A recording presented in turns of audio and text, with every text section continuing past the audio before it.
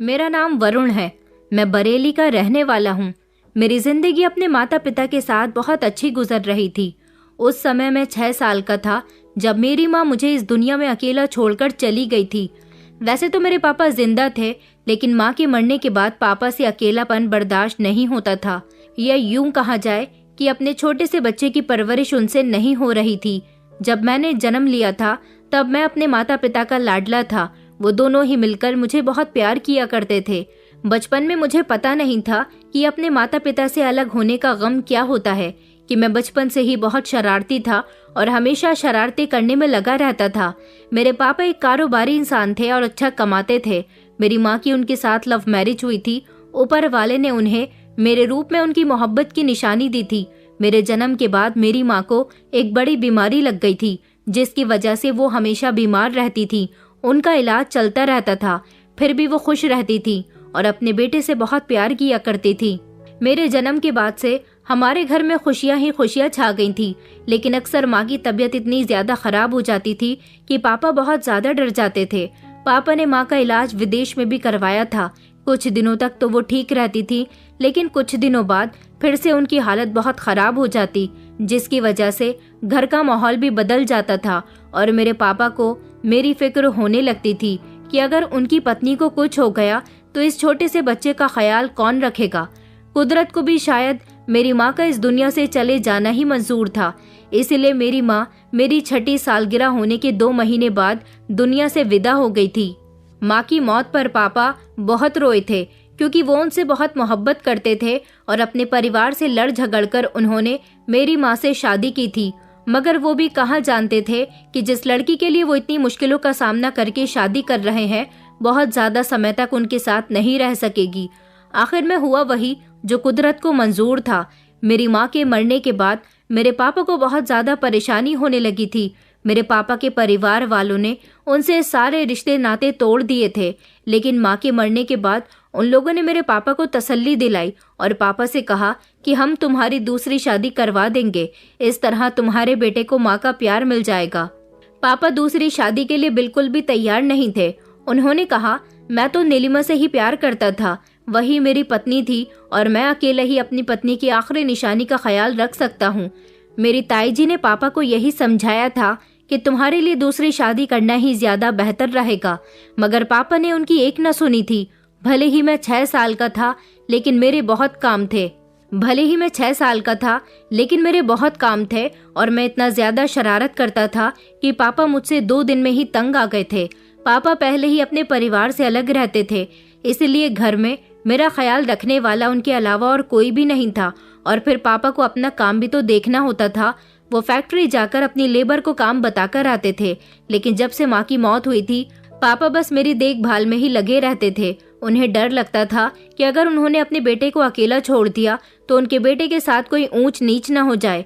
लेकिन पापा मुझसे तंग आ गए थे और दूसरी तरफ उनके काम में भी ध्यान न देने की वजह से उनके कारोबार का नुकसान हो रहा था। उनको अब ज्यादातर आस पड़ोस के लोग और रिश्तेदार यही समझाया करते थे कि अब दूसरी शादी कर लीजिए, इसी में आपकी बेहतरी होगी। लेकिन अब मेरे पापा को लोगों की दी हुई एडवाइस ही ज्यादा सही लग रही थी, क्योंकि मेरी परवरिश पापा से नहीं हो पा रही थी। पापा को लगता था कि उनकी दूसरी पत्नी मेरी परवरिश कर सकेगी या नहीं, क्योंकि वो मुझसे बहुत प्यार करते थे और वो नहीं चाहते थे कि मुझे कभी किसी तरह की कोई परेशानी हो। यही वजह थी कि वो दूसरी शादी करने से बचना चाह रहे थे। एक बच्चे के लिए सौतेली माँ तो सौतेली माँ ही होती है और वो अपना सौतेलापन कहीं भी दिखा सकती है। मेरे पापा इस बात से बहुत डर रहे थे और दूसरी तरफ उनको मेरी परवरिश की चिंता थी, इसलिए उन्होंने अपनी शादी करने के लिए हामी भर ली थी। मेरी ताई जी ने पापा के लिए रिश्ते तलाश करने शुरू कर दिए थे।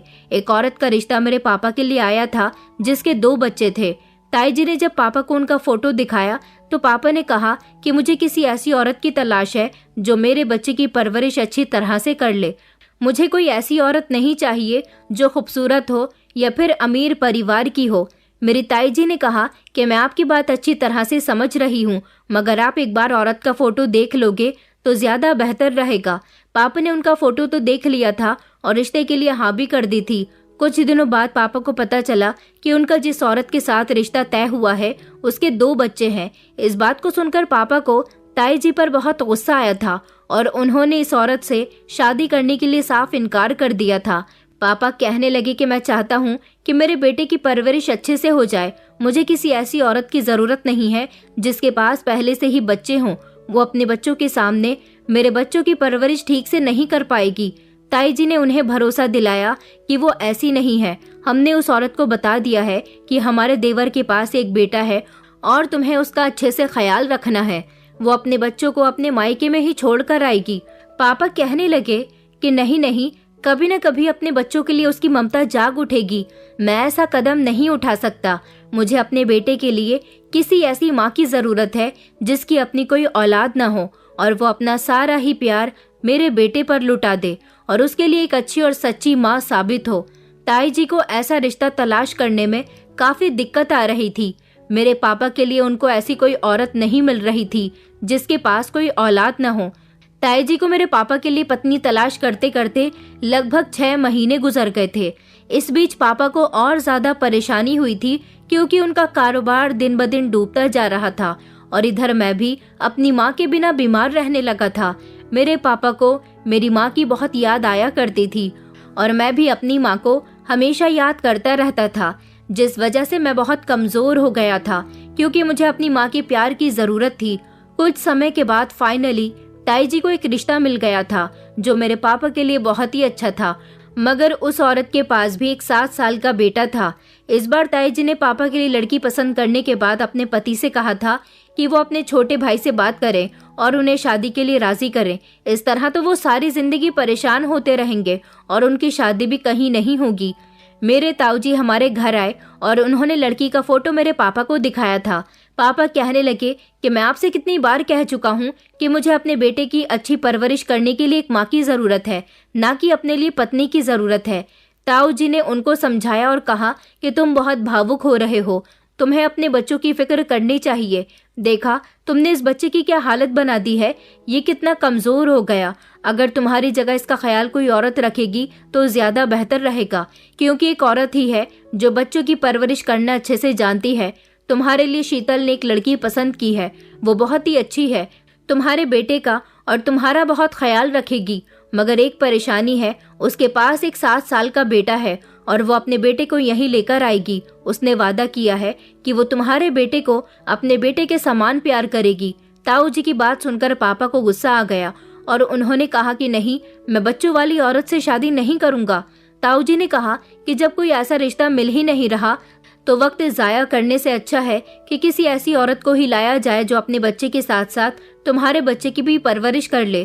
ताऊ जी ने मेरे पापा को बहुत समझाया था, तब जाकर मेरे पापा उस औरत से शादी करने के लिए मान गए थे, क्योंकि उनको आगे मेरे फ्यूचर की फिक्र हो रही थी। उन्हें लगता था कि वो जो चाहे जितनी कोशिश कर ले, लेकिन मेरी परवरिश इस तरह नहीं कर सकेंगे जैसे एक औरत कर सकती है। मेरे पापा की शादी सिंपल तरीके से उस औरत के साथ हो गई थी जो मेरी दूसरी माँ बनकर हमारे घर में आई थी। मेरी ताई जी ने उस औरत से वादा लिया था कि तुम अपने बच्चे को अगर इस घर में लेकर आओगी तो तुम्हें अपने पति के बेटे की परवरिश में कोई कमी नहीं छोड़नी होगी, और अगर तुमने दोनों बच्चों में भेदभाव किया तो तुम्हें अपने बेटे को अपने मायके वालों को देना होगा। लेकिन उस औरत ने वादा किया था कि वो मेरा ख्याल बिल्कुल अपनी औलाद की तरह रखेगी। इस तरह वो हमारे घर में आ गई और धीरे धीरे हमारे घर के माहौल में मिलजुल गई थी। उनका बेटा और मैं दोनों की उम्र में सिर्फ 1 साल का फर्क था, इसलिए हम दोनों आपस में भाई भाई लगते थे।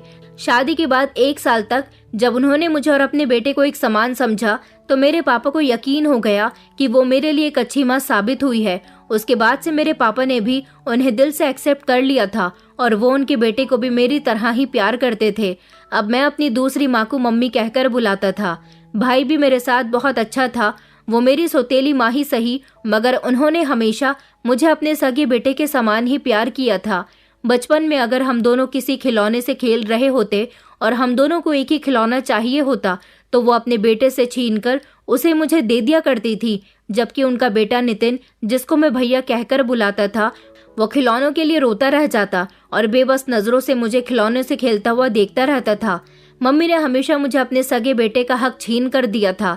जैसे जैसे मैं होश संभालने लगा मुझे ये बात पता चल गई कि औरत मेरी दूसरी माँ है, क्योंकि घर की अलमारी में हमारी फैमिली एल्बम थी जिसे मैं हमेशा देखता रहता था। उसमें मेरी सगी माँ का फोटो भी था। मैं अपनी सगी माँ को याद करता और सोचता कि अगर वो जिंदा होती तो कितना अच्छा होता, मगर मैंने अपनी दूसरी मम्मी के लिए अपने दिल में ज्यादा मोहब्बत नहीं रखी थी। बस मैं पापा की वजह से उनको अहमियत देता था और उनके सामने मोहब्बत का दिखावा करता था। लेकिन उन्होंने मुझे सच्चे दिल से अपना बेटा मान लिया था और दोनों ही बच्चों को उन्होंने एक समान प्यार दिया था और एक समान ही संस्कार दिए थे। हमारी परवरिश में उन्होंने कभी कोई कमी नहीं छोड़ी थी। मैं धीरे धीरे जवान हो गया। मेरी शिक्षा अभी पूरी नहीं हुई थी, जबकि नितिन भैया की पढ़ाई पूरी हो गई तो वो नौकरी पर जाने लगे। घर का माहौल अभी भी नॉर्मल चल रहा था। मैं सिर्फ सबसे ज्यादा अपने पापा से ही प्यार करता था, क्योंकि बचपन से लेकर अब तक मुझे ऐसा लगता था कि मेरे पापा ही मेरे अपने हैं। मेरी सौतेली माँ भले ही मुझसे कितना ही प्यार क्यों ना कर ले, रहेगी तो वो मेरी सौतेली माँ ही। ये ख्याल मेरे दिल से ना जाने क्यों कभी निकलता ही नहीं था।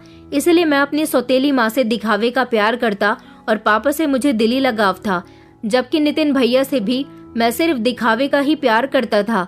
मुझे ऐसा लगता था जैसे उन्होंने मेरे घर में आकर मेरे पापा पर अपना हक जमा लिया है। वो दोनों माँ बेटा मेरे घर में भी अपना हक जमाकर बैठ गए थे। मैंने देखा था कि पापा उनको बहुत अहमियत देते थे। मेरे दिल में ना जाने क्यों दोनों के लिए धीरे धीरे नफरत तब बढ़ने लगी जब मैंने देखा कि मेरे पापा ने अपने कारोबार की सारी जिम्मेदारी नितिन भैया को दे दी और उनसे कहा कि अब तुम इस काम को संभालो, जबकि मुझसे घर में कोई भी किसी काम को नहीं कहा जाता था। अगर मैं पापा का कारोबार करना भी चाहता तो मम्मी कहती कि बेटा अभी तुम छोटे हो, अभी तुम अपनी पढ़ाई लिखाई पर ध्यान दो, ये जवानी की उम्र होती है, इस जवानी को एंजॉय करो। इतनी जल्दी कारोबार में पड़ जाओगे तो फिर अपनी जिंदगी नहीं जी सकोगे। उनकी इन बातों का मकसद ये होता था कि मैं अभी अपने पिता और भाई की कमाई पर ऐश करूं, मगर मैं उनकी बातों का हमेशा गलत मतलब निकाल लिया करता था। मुझे ऐसा लगता था जैसे वो मुझे मेरे पिता के कारोबार से दूर करना चाह रही है। पापा चाहते थे कि भैया पापा का कारोबार संभाले, जबकि मैं ज्यादा पढ़ूं लिखूं। उन्होंने भैया को ज्यादा नहीं पढ़ाया था और मुझे वो कामयाब बनाना चाहते थे। वो चाहते थे कि उनका बेटा उनका कारोबार ना करके अपना अलग से कारोबार करे, पर मुझे ऐसा लगता था कि जैसे पापा मुझसे ज्यादा मेहनत करवाना चाहते हैं। उन्होंने अपना बना बनाया कारोबार भैया को दे दिया। इस बात से धीरे धीरे मेरे दिल में अपने माता पिता के लिए जलन पैदा होने लगी थी और नितिन भैया से तो मैं पहले ही जलता था। वक्त इसी तरह से गुजरता जा रहा था। मुझे ना जाने क्यों अपने घर वाले अब अच्छे नहीं लगते थे, इसलिए मैं ज्यादातर घर से बाहर ही रहता और अपने दोस्तों के साथ टाइम स्पेंड किया करता था। मगर जब रात को मैं घर आता तो मेरे घर वाले मुझसे कोई सवाल जवाब नहीं करते थे। उन्होंने कभी मुझ पर किसी तरह की रोक टोक नहीं की थी। इस बात से मुझे ऐसा लगता था कि उनको मेरी कोई परवाह ही नहीं है। घर में बहुत सारे ऐसे काम होते थे जिनके बारे में मुझे तो खबर भी नहीं होती थी। हमेशा मुझे यही लगता रहता था कि इस घर में मेरी कोई वैल्यू नहीं है। मेरा होना ना होना किसी के लिए कोई मायने नहीं रखता, बस उन दोनों के लिए सब कुछ नितिन भैया ही है। अब तो वो लोग नितिन भैया के लिए लड़की तलाश कर रहे थे। ये बात मुझे तब पता चली जब रात के समय मैं घर आया तो मम्मी ने मेरे सामने मिठाई लाकर रख दी और कहने लगी कि मुंह मीठा करो बेटा, तुम्हारे भैया का रिश्ता तय कर कर आई हूँ। मैंने चौंक कर कहा, भैया का रिश्ता? मम्मी कहने लगी कि हाँ बेटा, तुम्हारे भैया की शादी की उम्र हो रही है। पहले तुम्हारे भैया की पत्नी इस घर में आ जाए, उसके बाद बहू से कहूंगी कि वो तुम्हारे लिए भी अच्छी सी लड़की तलाश कर सके, ताकि तुम भी शादी के बंधन में बंध जाओ। मैंने कहा, आप लोग नितिन भैया की शादी करना चाहते हो, लेकिन आपने मुझे लड़की पसंद करने के बाद में बताया कि उनकी शादी होने जा रही है। मम्मी कहने लगी कि नहीं बेटा, ऐसी कोई बात नहीं है। दरअसल पहले से ही मेरे दिल में ये ख्याल था कि पड़ोस में रहने वाली सुशील जी की बेटी को मैं अपने घर की बहू बना लूं। वो मुझे बहुत अच्छी लगती है, इसलिए मैंने उसे नितिन के लिए पसंद कर लिया। मैं तो चाहती थी कि अभी मैं रिश्ता ना लगाऊं, मगर उस लड़की के घर वाले उसके लिए रिश्ता देख रहे हैं। कहीं ऐसा ना हो कि उसकी शादी कहीं और हो जाए, इसलिए मुझे आज तुम्हारे पापा से बात करने के बाद उधर रिश्ता लेकर जाना ही पड़ा। लेकिन वो लोग तो फौरन ही इस रिश्ते के लिए राजी हो गए। इसी खुशी में तुम्हें मिठाई खिला रही हूँ। अभी तो ये बात मैंने नितिन को भी नहीं बताई है। वो जब घर आएगा तब उसे बताऊंगी कि मैंने उसका रिश्ता पक्का कर दिया है। उनकी बात सुनकर मैं ऐसे रिएक्ट करने लगा जैसे मुझे उनके रिश्ते से कोई फर्क नहीं पड़ता, और मुझे नितिन भैया के रिश्ते से फर्क पड़ता भी क्यों। वैसे भी इस घर में उनकी ही खुशियों की परवाह ज्यादा की जाती थी। मेरा पढ़ाई में ध्यान बिल्कुल भी नहीं था, क्योंकि मुझे पढ़ाई में कोई इंटरेस्ट नहीं था। लेकिन पापा बार बार मुझसे यही कहते थे कि तुम्हें एक कामयाब इंसान बनना है। मैं चाहता हूँ कि तुम मेरे काम से हटकर कोई नया कारोबार करो, मुझसे भी ज्यादा कामयाब बनो, इसलिए तुम्हारा ज्यादा से ज्यादा पढ़ना बहुत जरूरी है। वो मुझे तो अपना अलग बिजनेस खड़ा करने के लिए ज्यादा पढ़ाई करने और ज्यादा मेहनत करने का बोल रहे थे, जबकि उन्होंने नितिन भैया को अपना बना बनाया ही कारोबार दे दिया। क्या उनके कारोबार पर मेरा कोई हक नहीं था? यही बात मेरे दिल को हमेशा चुभती थी। मैं बस खामोश रहता था, किसी से कोई बात नहीं करता था और मेरे घर वालों को ऐसा लगता था कि मैं ज्यादातर अपने दोस्तों के साथ लाइफ एंजॉय करता हूँ।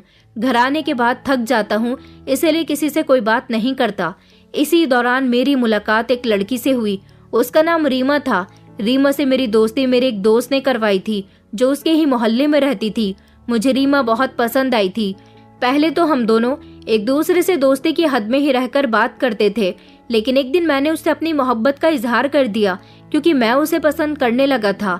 मैं ठहरा एक खाते पीते घर का लड़का, जबकि रीमा एक मामूली से घर की लड़की थी। वो अपनी माँ और 3 बहन भाइयों के साथ रहती थी। उसके पिता की मौत पिछले कई सालों पहले हो चुकी थी। रीमा नौकरी करती थी। मैं जब अपने दोस्त के घर जाता था उसे बुलाने के लिए, तो अक्सर मैंने रीमा को उसके घर से निकलते हुए देखा था। वो अपनी जॉब के लिए घर से निकल रही होती थी।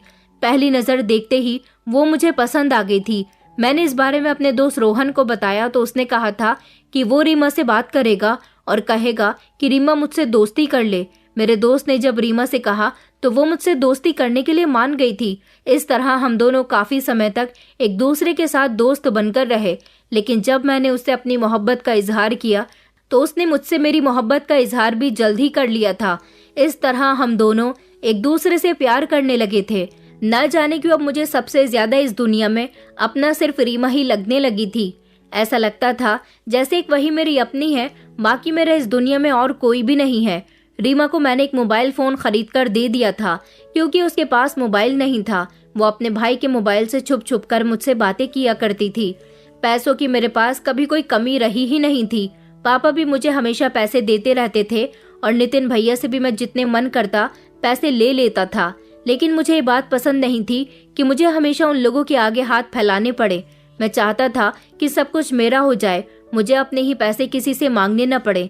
ये सारे पैसे, घर, कारोबार, सब कुछ मेरा ही तो था जिस पर नितिन भैया ने अपना कब्जा जमा लिया था। मैं हर दिन रीमा को कहीं न कहीं घुमाने ले जाता था। रीमा अब मुझसे महंगे महंगे तोहफों की डिमांड करने लगी थी, इसलिए मैं उसकी ख्वाहिशें भी पूरी कर दिया करता था। पहले मैं अकेला अपने दोस्तों के साथ ज्यादातर समय गुजारा करता था। मेरे दोस्त भी सब अमीर ही थे, इसलिए मेरे पैसे ज्यादा खर्च नहीं होते थे। लेकिन जब से रीमा मेरी जिंदगी में आई थी, मुझे उसके खर्चे उठाने के लिए पापा और भैया से जल्दी जल्दी पैसे मांगने पड़ रहे थे। रीमा किराए के घर में अपने परिवार के साथ रहती थी और नौकरी करती थी, लेकिन जब से वो मेरे साथ रहने लगी थी तब से वो अपनी जॉब पर भी बहुत कम जाती थी। उसने लगभग अपना सारा ही खर्चा मुझ पर डाल दिया था। अब रीमा कहने लगी थी कि मैं तुमसे शादी करना चाहती हूँ। हमारे बारे में मेरी माँ को पता चल गया। माँ का कहना है कि अगर ये लड़का तुमसे मोहब्बत करता है तो इससे शादी का कहो। मैंने कहा, रीमा, मैं तुमसे शादी जरूर करूंगा। तुम्हें क्या लगता है कि मैं तुम्हें धोखा दे दूंगा? रीमा कहने लगी कि मुझे ऐसा नहीं लगता, मगर मेरी माँ को ऐसा लगता है। मेरी माँ का कहना है कि ये अमीर घर के लड़के सिर्फ प्यार मोहब्बत का झूठा खेल खेलते हैं, शादी वादी नहीं करते। मैंने कहा, ऐसी कोई बात नहीं है, मैं तुमसे शादी करना चाहता हूँ, तुम्हें अपनी पत्नी बनाना चाहता हूँ। रीमा कहने लगी, तो फिर अपने घर वालों को रिश्ता लेकर भेज दो। मैंने कहा, मैं अभी तुम्हारे बारे में अपने घर बात नहीं कर सकता, क्योंकि मेरे बड़े भाई की शादी पहले होगी, उसके बाद ही मैं अपनी शादी करूंगा। रीमा को मेरी बात सुनकर गुस्सा आ गया। वो कहने लगी, इसका मतलब मेरी माँ ठीक कह रही है कि तुम मुझसे शादी नहीं करना चाहते, बल्कि मेरे साथ टाइम पास कर रहे हो। मैंने कहा, रीमा, ऐसा नहीं है, मैं तुम्हारे साथ टाइम पास क्यों करूंगा? मैं तो हमेशा तुम्हारा ख्याल रखता हूँ।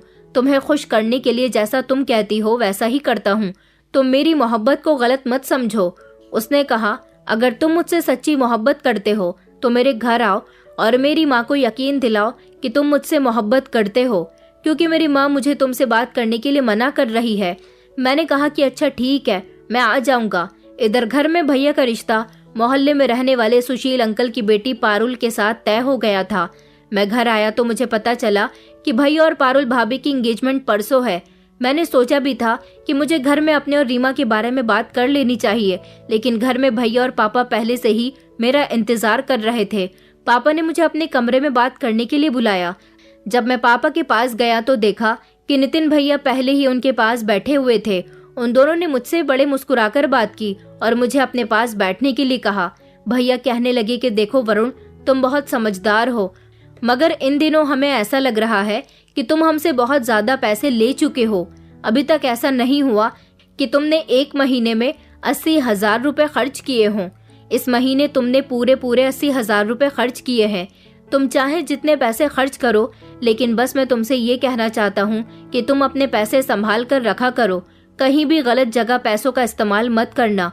भैया ने ये बात मुझसे बड़े ही प्यार और तसल्ली के साथ कही थी, लेकिन ना जाने क्यों मुझे भैया की बात बहुत बुरी लगी। मैंने भैया से तो कुछ नहीं कहा था, इतने पर ही पापा बोल पड़े और कहने लगे कि बेटा, तुम्हारा भाई बिल्कुल ठीक कह रहा है, आगे से तुम इस बात का ध्यान रखना। पापा के मुंह से ये बात सुनकर मुझे गुस्सा आ गया था। मैं झट से उठा और मैंने कहा, क्या मुझे अब अपने घर से पैसे लेने के लिए भी सोचना पड़ेगा? मैं इतनी जोर से चिल्लाया था कि पापा और भैया मुझे गौर से देखने लगे। पापा कहने लगे कि बेटा, ये किस अंदाज में तुम बात कर रहे हो? मैंने उनकी बात का कोई जवाब नहीं दिया और मैं गुस्से से ही घर से बाहर निकल आया था। मेरा ऐसा गुस्से भरा अंदाज सब लोग देखते रह गए थे। घर से बाहर निकलते ही मेरा मोबाइल बजने लगा। रीमा मुझे फोन कर रही थी। रीमा ने कहा कि क्या हुआ, तुम अभी तक मेरे घर नहीं आए? मैंने अपना सर पकड़ते हुए कहा कि अच्छा, अभी आ रहा हूँ तुम्हारे घर। मैं फौरन ही अपनी गाड़ी लेकर रीमा के घर चला गया था। मैं वहां गया तो मैंने रीमा के घरेलू हालात देखे। उसके घरेलू हालात बहुत ही ज्यादा खराब थे। उसकी माँ ने मुझे अपने पास बैठने के लिए कहा। उन्होंने कहा कि मेरी बेटी ने बताया है कि तुम मुझसे मोहब्बत करते हो। मैंने कहा कि जी। तो वो कहने लगी, तो कब तुम अपने माता पिता को हमारे घर मेरी बेटी का हाथ मांगने के लिए भेज रहे हो? मैंने कहा, आंटी, अभी मेरे बड़े भाई की शादी है, उसके बाद मैं फौरन ही अपने पेरेंट्स से मेरे और रीमा के रिश्ते की बात कर लूंगा, आप मुझ पर यकीन रखिए। उन्होंने कहा कि अच्छा, तुम क्या काम करते हो? मैंने कहा, मैं कोई काम नहीं करता, मैं तो अभी पढ़ाई कर रहा हूँ। उसके बाद मेरे पापा मुझे नया बिजनेस सेटअप लगवा कर देंगे। मुझसे पूछा कि तुम्हारे पिता का क्या काम है? मैंने उनको अपने पिता के कारोबार के बारे में बता दिया। तो वो कहने लगी कि तुम्हारे पिता का कारोबार इतना अच्छा है तो उनको क्या जरूरत है कि तुम्हारा अलग से बिजनेस करवा कर दें। उन्होंने मुझसे कहा कि रीमा ने मुझे बताया था कि तुम्हारा बड़ा भाई और तुम्हारी माँ सौतेले हैं। मैं उनके सवाल पर शर्मिंदा हुआ और मैंने कहा कि जी, रीमा ने आपको ठीक बताया। वो कहने लगी कि जब तुम्हारे पिता का कारोबार इतना अच्छा है तो तुम उनका ही बिजनेस क्यों नहीं संभाल लेते? और तुम्हारा बड़ा भाई क्या करता है? मैंने उनको बताया कि बड़े भैया पापा के कारोबार में ही लगे हुए हैं। उन्होंने कहा, अच्छा, तो तुम्हारे पिता ने अपने सौतेले बेटे को अपना कारोबार सौंप दिया और छोटे बेटे को भरोसे पर बिठाया हुआ है कि कब उसकी पढ़ाई पूरी हो और कब उसको कारोबार करवाया जाए। तुम्हारी सौतेली माँ और उसके बेटे दोनों ने ही तुम्हारे घर और कारोबार पर अपना कब्जा कर लिया है। इसका साफ साफ मतलब यही है कि तुम्हारे पिता को अपना सगा बेटा दिखाई नहीं देता। मैंने कहा, आंटी, ऐसी कोई बात नहीं है, आप गलत समझ रही हैं। वो कहने लगी कि ना बाबा ना, मैं अपनी बेटी की शादी तुम्हारे साथ नहीं करूंगी। जहाँ तुम्हारी ही तुम्हारे घर में कोई औकात नहीं है, वहाँ मेरी बेटी को सुकून से कैसे रहने दिया जाएगा? मैंने कहा, आंटी, आप ये कैसी बातें कर रही हैं? रीमा मेरे घर में बहुत खुश रहेगी। बस एक बार भैया की शादी हो जाए, फिर खुशी खुशी सब लोग यहाँ आकर रीमा को ले जाएंगे। वो कहने लगी कि तुम्हारे माता पिता सिर्फ दिखावे की मोहब्बत तुमसे करते हैं ताकि तुम्हारे दिल में ये ख्याल ना आ जाए तुम्हारे पिता ने दूसरी शादी करके तुम्हारी जिंदगी बर्बाद कर दी, जबकि असल बात तो यह है कि उन लोगों को तुम्हारी कोई फिक्र ही नहीं है। अगर फिक्र होती तो अपना कारोबार तुम्हें देते, अपनी जायदाद भी तुम्हारे नाम कर देते, मगर मुझे नहीं लगता कि तुम्हारी सारी जायदाद वो तुम्हारे नाम करेंगे, जबकि वो अभी से ही अपने बड़े बेटे को ज्यादा अहमियत दे रहे हैं। तो तुम्हारा बड़ा भाई चालाकी से सब कुछ अपने नाम करवा लेगा और फिर तुम सड़कों पर मारे मारे फिरोगे। देखो, एक शर्त पर मैं तुम्हारी शादी अपनी बेटी के साथ करवाऊंगी, तुम्हें अपने पिता की सारी जायदाद अपने नाम करवानी होगी। मैंने कहा, लेकिन ये सब कुछ इतना आसान नहीं है। अभी मेरे माता पिता जिंदा हैं, उनके होते हुए कुछ नहीं हो सकता। मेरी सास कहने लगी, तो फिर ठीक है, जब सब कुछ तुम्हारा हो जाए तब जाकर मेरी बेटी का हाथ मांग लेना। मैं उससे तुम्हारी शादी कर दूंगी। उस दिन ना जाने क्यों मुझे हर किसी पर गुस्सा आ रहा था। मैं रीमा की माँ को भी गुस्सा दिखाकर घर से निकल आया था। शाम तक मैं अपने दोस्त के घर पर रहा। भैया और पापा लगातार मुझे फोन कर रहे थे। मम्मी भी बहुत परेशान थी। मेरे दोस्त ने मुझे यही समझाया कि तुम्हें अपने घर चले जाना चाहिए। रात का समय हुआ तो मैं अपने घर आ गया था। न जाने क्यों मुझे उन लोगों से हमदर्दी महसूस हुई और मैं उनके सामने शर्मिंदा होने लगा। उन्होंने मुझे बहुत समझाया और कहा कि बेटा, तुम हमारी बात का गलत मतलब समझ रहे थे।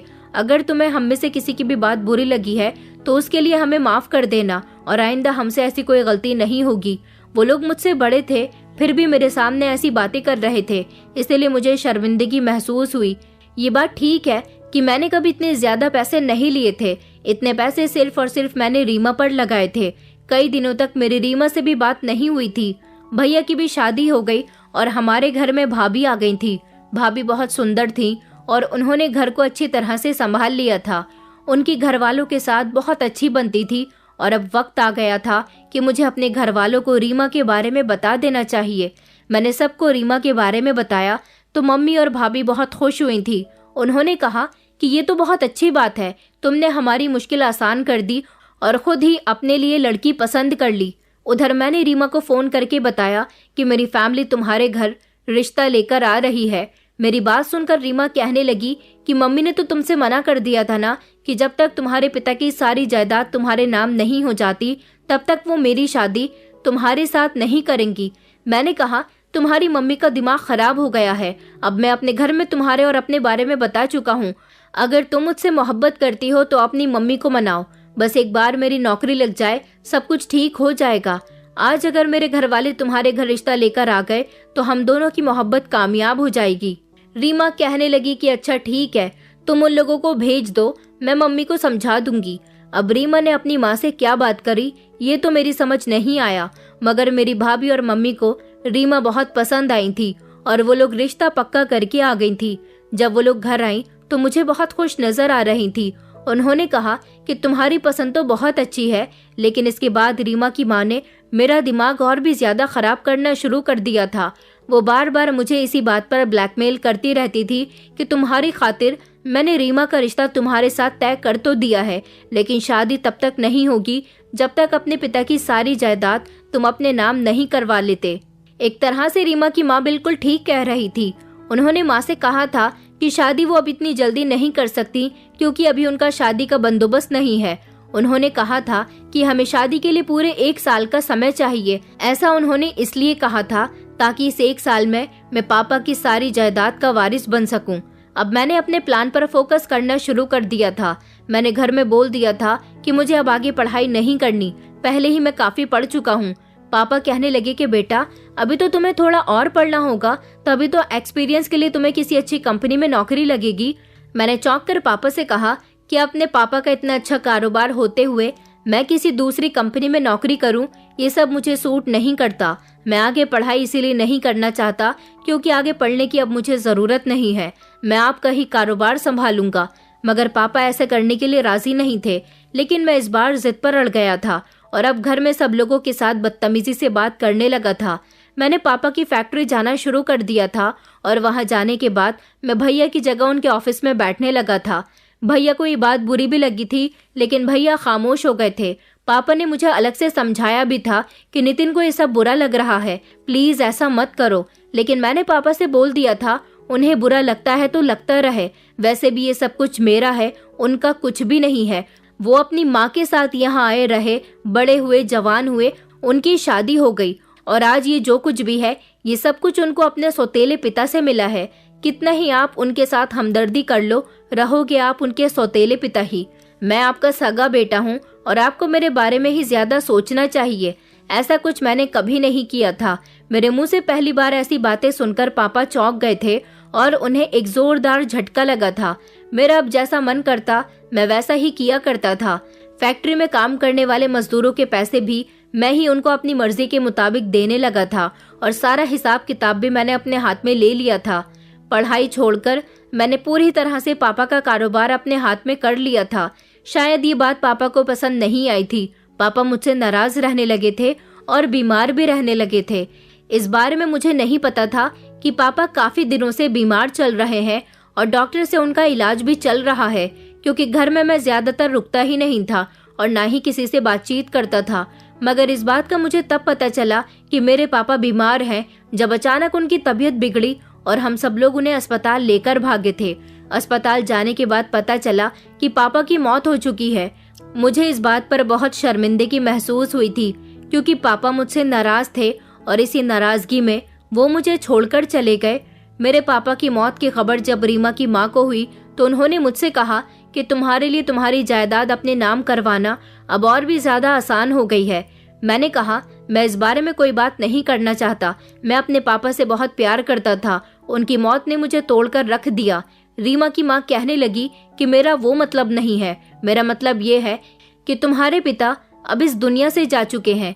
तुम्हारी सौतेली माँ और उनका बेटा तुम्हें कहीं का नहीं छोड़ेंगे। इसलिए तुम कुछ तो ऐसा करो जिससे इन लोगों का रास्ता साफ हो जाए और सब कुछ तुम्हारा हो जाए। एक तरह से वो बिल्कुल ठीक कह रही थी। उनकी बात मेरे दिमाग में आ गई थी, मगर मैं कुछ नहीं कर पा रहा था। पापा के मरने के बाद मुझे ऐसा लग रहा था जैसे भैया को और भी ज्यादा छूट मिल गई है। भैया फैक्ट्री में जाकर पापा की जगह काम करने लगे थे, जबकि भैया की जिस जगह को मैंने उनसे छीन लिया था मैं अभी भी वहीं था। मम्मी के दिल पर पापा की मौत का सदमा बहुत गहरा पहुंचा था, इसलिए वो भी अब बीमार रहने लगी थी। मेरे पापा को ब्लड प्रेशर की बीमारी थी। मैं अपने पिता को अपना मानता तो उनका इलाज भी खुद ही करवाता और उनकी सेवा करता, मगर मुझे तो इतना भी नहीं पता था कि उनको ब्लड प्रेशर की बीमारी है और उनकी मौत हार्ट अटैक की वजह से हुई है। ये सारी ही बातें ज्यादातर भैया और मम्मी ही जानते थे, क्योंकि वो ही उनका ख्याल रखते थे। पापा के चले जाने के बाद हमारे घर का माहौल बहुत ज्यादा सूना सूना रह गया था। भाभी को अकेले ही घर के सारे कामकाज करने पड़ रहे थे, लेकिन भाभी माँ बनने वाली थी, इसलिए उनकी तबीयत ठीक नहीं चल रही थी। भाभी को घर का काम करने में दिक्कत आ रही थी, क्योंकि मम्मी ज्यादातर बीमार रहने लगी थी और अब तो वो कमरे से भी ज्यादा नहीं निकलती थी। मम्मी ने रीमा की माँ से शादी के लिए कहा तो उन्होंने कहा कि अभी हमारा समय पूरा नहीं हुआ। उन्होंने शादी के लिए पूरे 1 साल का समय दिया था और अभी तो लगभग 4 महीने ही गुजरे थे। भाभी का कहना था कि तुम्हारी शादी हो जाएगी तो मम्मी की सेवा करने के लिए भी कोई आ जाएगी। उधर रीमा की माँ हम दोनों की शादी के लिए अभी राजी नहीं हो रही थी। मैंने रीमा की मम्मी से बात की और उनसे कहा कि मैंने पापा के बिजनेस पर अपना कब्जा कर लिया है, धीरे धीरे सब कुछ मेरा हो जाएगा। उन्होंने कहा कि तुमसे कुछ नहीं होगा, मुझे और रीमा को ही अब कुछ करना होगा। मैं उनकी बात का मतलब नहीं समझा। फिर उन्होंने मुझे पूरी बात बताई। उन्होंने जो प्लान बनाया उस पर मैंने और रीमा ने ध्यान देना शुरू कर दिया था, क्योंकि अब तो मुझे भी वही करना था जैसा मेरी होने वाली सास कह रही थी। एक दिन मैंने भैया भाभी को आपस में बातें करते हुए सुना कि उन्हें मम्मी की सेवा के लिए किसी नौकरानी का बंदोबस्त करना होगा, क्योंकि भाभी से अब घर के ज्यादा काम नहीं होते थे। नौकरानी आएगी तो मम्मी का हर तरह से ख्याल रखेगी, जिससे शायद जल्दी ही मम्मी ठीक हो जाए।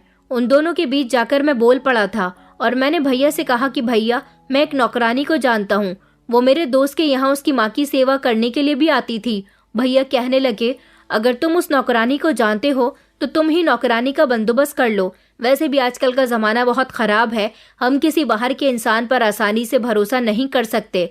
इस तरह मैंने नौकरानी का बंदोबस्त कर दिया था और अगले ही दिन से वो नौकरानी हमारे घर में काम करने आने लगी थी। मगर वो घाघरा चोली पहनती थी और उसके सर पर हमेशा घूंघट रहता था। भैया का कहना था कि वो जितने चाहे पैसे ले ले, लेकिन मम्मी की सेवा में कोई कमी ना छोड़े और घर के सारे काम भी अच्छी तरह से करे। उस नौकरानी का नाम सुंदरी था। वो लड़की अब हर रोज हमारे यहाँ मम्मी की सेवा करने आने लगी थी। हर रोज वो सुबह उनको नाश्ता अपने हाथों से करवाती, उनके बाल बना देती और मम्मी के पैर भी दबाती थी। घर के सारे काम भी बहुत अच्छी तरह से करती थी। इसके काम भाभी को बहुत पसंद आते थे। मैंने एक दिन भाभी को इससे बातें करते हुए सुना था। भाभी ने कहा कि सुंदरी, मैं तुम्हारा चेहरा देखना चाहती हूँ। जिस दिन से तुम हमारे यहाँ काम पर आई हो, चेहरा ढककर ही काम करती हो। यहाँ सारा दिन मैं ही तो घर में होती हूँ। वो कहने लगी कि नहीं, आपके देवर भी घर में होते हैं और आपके पति भी। मेरी भाभी ने कहा, मगर वो तो कभी कभी ही घर में होते हैं, ज्यादातर तो तुम्हारा सामना मुझसे या मेरी सास से ही होता है। भाभी के लाख कहने पर भी सुंदरी ने उनको अपना चेहरा नहीं दिखाया। सुंदरी सुबह सवेरे ही हमारे घर पर आ जाती थी और शाम के 7 बजे तक घर वापस चली जाती थी। उसने हमारे घर किसी टाइम का खाना भी नहीं खाया था, जबकि भाभी उससे कहती रहती थी कि बचा हुआ खाना तुम खा सकती हो। यहाँ तक कि भाभी ने उससे ये भी कहा हुआ था कि घर के सारे ही लोग खाना खा चुके हैं, तुम चाहो तो हमारा खाना अपने घर भी ले जा सकती हो, मगर वो ऐसा भी नहीं करती थी। एक दो बार भाभी की ज्यादा जिद करने पर उसने खाना ले जाने पर हामी भर ली थी, मगर बाद में भाभी ने मुझे बताया कि सुंदरी जो खाना अपने साथ ले गई थी, वो खाना उन्होंने अगले ही दिन डस्टबिन में पड़ा हुआ देखा था। भाभी को बड़ी हैरानी होती थी कि सुबह से आई हुई लड़की को भूख नहीं लगती, इतना काम करने के बाद भी वो एक निवाला तक अपने मुंह में नहीं लेती थी। खैर, हम सब लोग इस लड़की के काम से बहुत ज्यादा खुश थे। मैं और भैया हम दोनों ही पापा के कारोबार को अच्छी तरह से संभाल रहे थे। हम दोनों भाई आपस में सौतेले थे। ये बात भाभी को नहीं पता था, क्योंकि वो भले ही हमारे मोहल्ले की थी, लेकिन उनको हमारे मोहल्ले में बसे हुए सिर्फ 6 या 7 साल ही हुए थे, जबकि हम लोग यहाँ कई सालों से रह रहे थे। इधर भाभी की तबीयत भी हर दूसरे तीसरे दिन खराब हो जाती थी।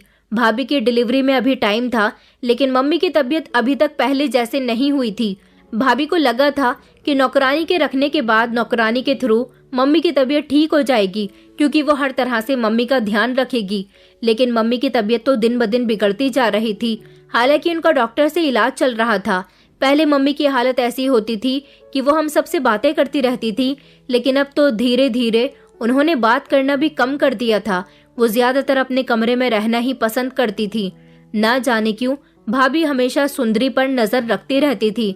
सुंदरी मम्मी के लिए परहेज का खाना भी खुद ही बनाया करती थी। अगले दिन जब वो काम पर आई तो सुबह सवेरे सफाई करने के बाद मम्मी के परहेज का खाना बनाकर किचन से उनके कमरे में ले गई। मैं उस समय अपने कमरे में मौजूद था। भैया भी कमरे में सो रहे थे और थोड़ी देर के बाद ही उठकर हम दोनों भाई फैक्ट्री जाने की तैयारी करने वाले थे। अभी मैं अपने कमरे में ही मौजूद था जब भाभी के जोर जोर से चिल्लाने की आवाज आने लगी। मैं फौरन ही भागकर उधर गया। भैया भी अपने कमरे से भाभी के चिल्लाने पर निकल आए थे। हम लोग जल्दी से मम्मी के कमरे में चले गए, क्योंकि भाभी के चिल्लाने की आवाज वहीं से आ रही थी। मैं जैसे ही मम्मी के कमरे के अंदर गया तो मैंने देखा कि भाभी ने मजबूती से सुंदरी का हाथ पकड़ा हुआ था। ये सब देखकर तो मेरे होश ही उड़ गए थे कि भाभी सुंदरी के साथ ये क्या कर रही है। भाभी कहने लगी कि देखो ये लड़की क्या कर रही है। ये अभी मम्मी जी के लिए किचन से खाना बनाकर यहाँ कमरे में लेकर आई। मैं गैलरी में बैठी हुई बुक्स पढ़ रही थी। मैंने सोचा कि मम्मी की तबीयत पूछ लेती हूँ, मगर मैं जैसे ही कमरे के अंदर दाखिल हुई तो मैंने खामोशी से इसे मम्मी के खाने में कुछ मिलाते हुए देख लिया, इसलिए मैंने इसे रंगे हाथों पकड़ लिया। भाभी ने अपने दूसरे हाथ में वो बोतल भी पकड़ी हुई थी जिसमें से दवाई निकालकर सुंदरी मम्मी के खाने में मिला रही थी। भाभी कहने लगी कि मैं दरवाजे की आड़ में खड़े होकर इसे ये सब कुछ करते हुए देख रही थी। मैंने देखा कि इसने ये दवाई मिलाने के बाद मम्मी जी को खाना खिलाना शुरू कर दिया था। मैंने फौरन कमरे में आकर इसे पकड़ लिया और आप लोगों को बुलाने के लिए चिल्लाना शुरू कर दिया। भैया भी जल्दी से भाभी के करीब लपक कर गए और उन्होंने भाभी के हाथ से वो बोतल छीन ली और भैया उसे ध्यान से देखने लगे, जबकि मैं दरवाजे पर ही खड़ा हुआ घबरा रहा था। सुंदरी के चेहरे पर अभी भी घूंघट था। भैया कहने लगे कि इसके कपड़ों की तलाशी लो, कहीं इस तरह की दवाई इसने अपने कपड़ों में और न छुपा रखी हो। मैं जल्दी से भैया के करीब गया और मैंने कहा, भैया आप ये क्या कर रहे हो? आप एक नौकरानी पर इल्जाम लगा रहे हो।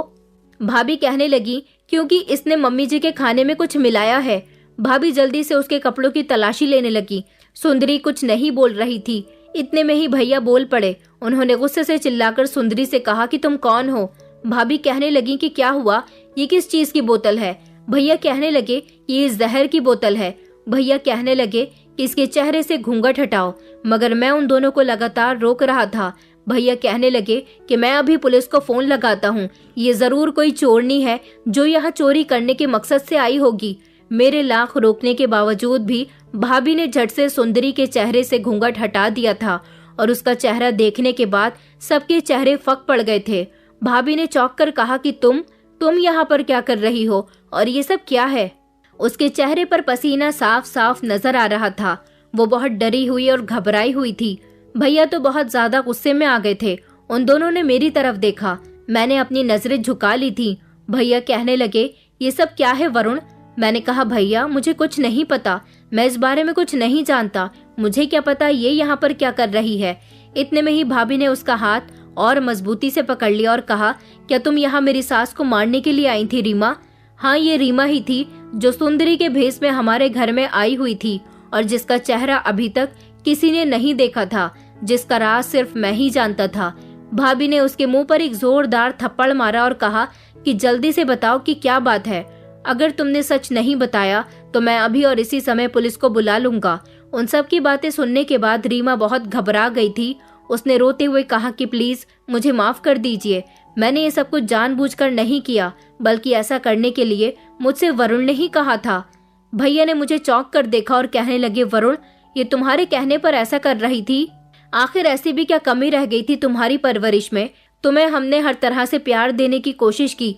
इस माँ ने तुम्हें बिल्कुल अपने सगे बेटे की तरह पाल पोस कर बड़ा किया, तुम्हें अच्छी शिक्षा दी, अच्छे संस्कार दिए, तुम्हारा ख्याल रखा, मुझसे ज्यादा तुम्हारी परवाह की, और तुमने उनके साथ ऐसा किया।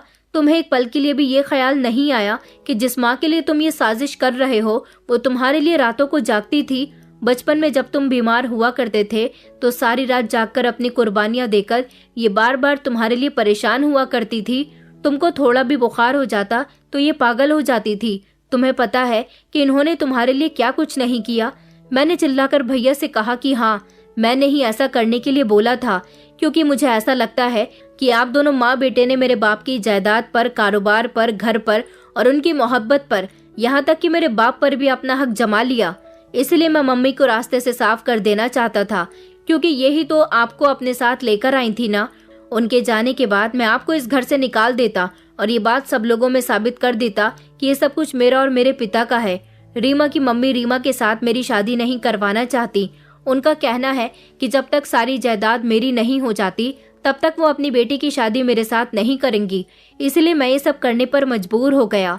मैंने ही रीमा से ये सब करने के लिए कहा था कि वो आप सबका भरोसा जीतने के बाद आज खाने में मम्मी को जहर दे दे। वो काफी दिनों से मम्मी की तबीयत बिगाड़ने के लिए उनको कुछ ऐसी दवाइयाँ दे रही है जिससे उनकी तबीयत बिगड़े। यही वजह है कि आपको ऐसा लगे कि मम्मी बीमारी की वजह से इस दुनिया से गई हैं। कुछ दिनों बाद खाने में जहर मिलाकर हम दोनों आपको भी मरवाना चाहते थे ताकि आप सब लोग यहाँ से चले जाओ और ये सब कुछ मेरा हो जाए, मगर मेरा प्लान फ्लॉप हो गया। मेरी बात सुनने के बाद भैया कहने लगे कि तुम किस मिट्टी से बने हो?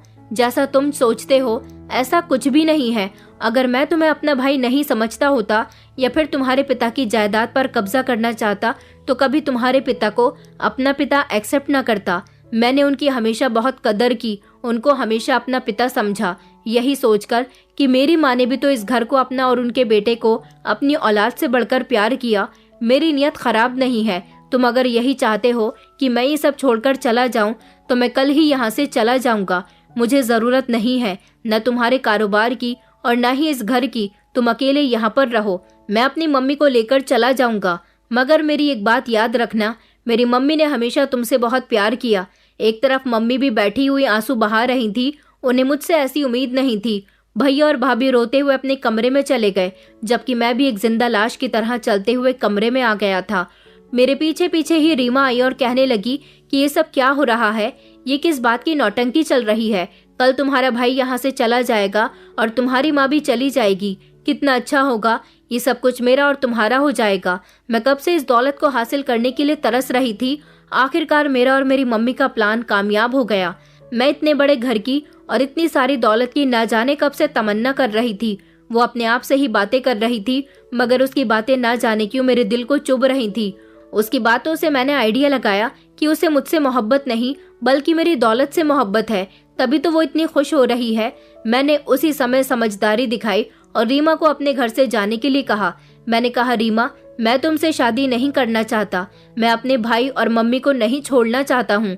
सारी जिंदगी मैं ही उन्हें गलत समझता रहा हूँ, मगर उन्होंने मेरे साथ कभी कुछ गलत नहीं किया। अभी भी इतना सब कुछ हो जाने के बाद भी भैया खुद ही पीछे हटने के लिए तैयार हो गए।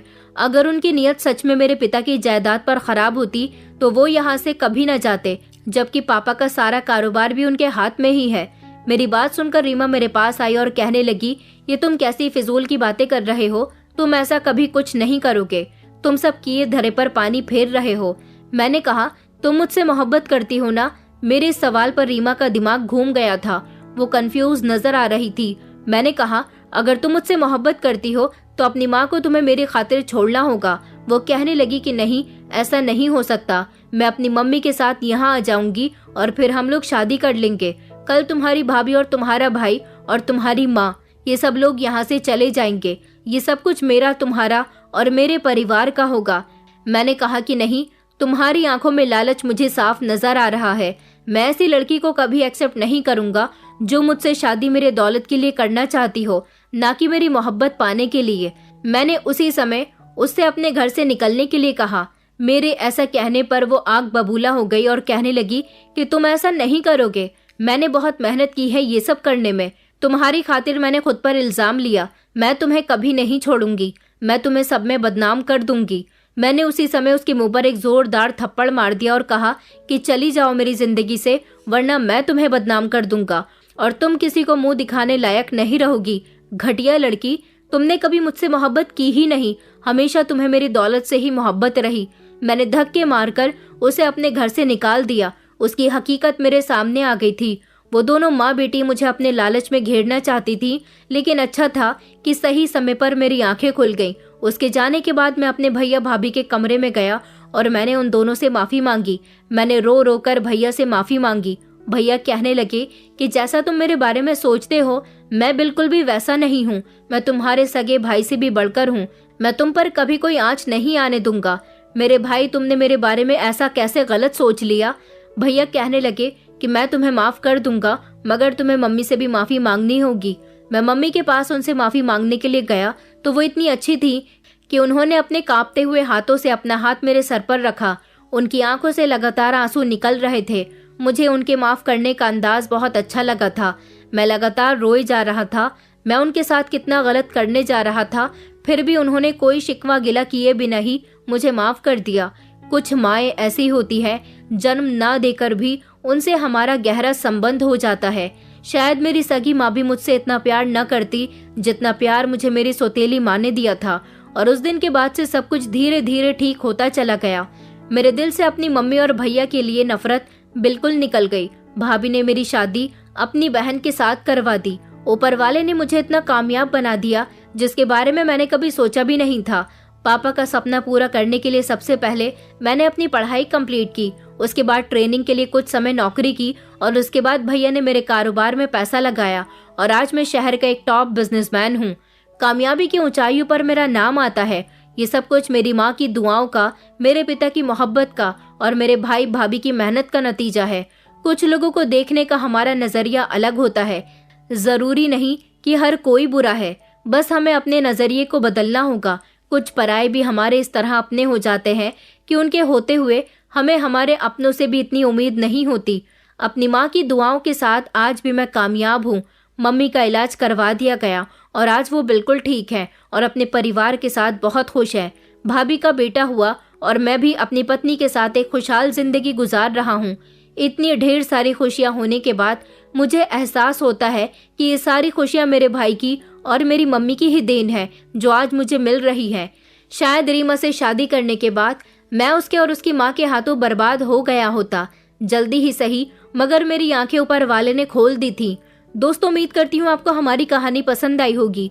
कहानी पसंद आई है तो वीडियो को लाइक करें, चैनल पर नए हैं तो चैनल को सब्सक्राइब करें और हाँ, नोटिफिकेशन बेल को जरूर दबाएं ताकि अगली अपडेट सबसे पहले आपको मिले।